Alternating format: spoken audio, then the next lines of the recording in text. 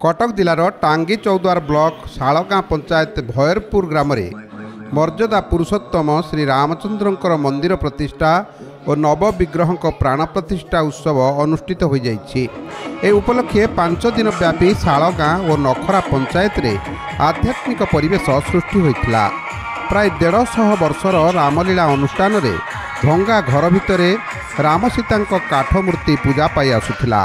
स्थानीय लोकों उद्यम 2018 मसीह नूतन मंदिर शुभ दि जाइथिला। ग्रामवासी सहयोग निर्माण संपूर्ण होइथिया बेले भव्य मंदिर सहित विग्रह प्राण प्रतिष्ठा उत्सव एवं अनुष्ठित हो जाइछि।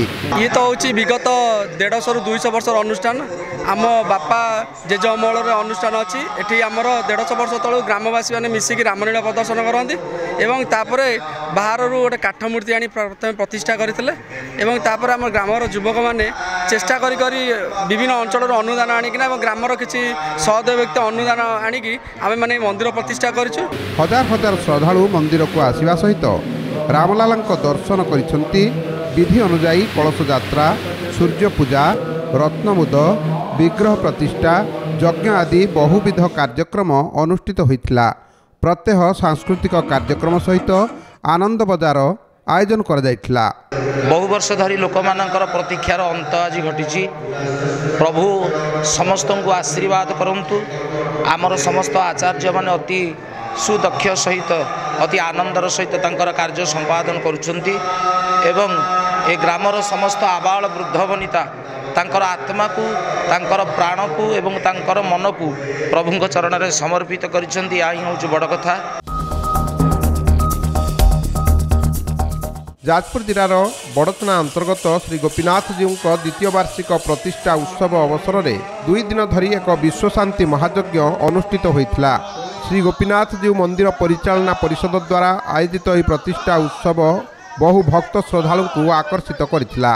2 दिन धरी एठारे अनुष्ठित यज्ञ अवसर में एक दिव्य कलश यात्रार आयोजन करा जायथिला। एही कलश यात्रा रे बहु पुरुष और महिला श्रद्धालु जोगदेई कलश बुड़ाई शोभायात्रा रे उत्सवस्थली को आसीथिले।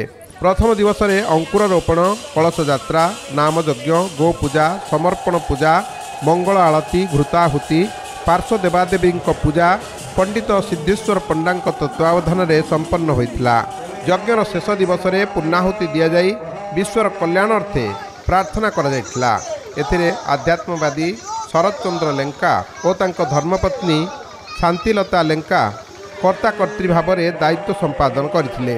बाजा बाण रोषणी सहित बड़चना ग्राम दांड झोटी चिता मुरुज और पूर्ण कुंभरे सज्जित होइथिला। 2 दिन धरी एठारे नाना सांस्कृतिक कार्यक्रम आयोजन करा जायथिला।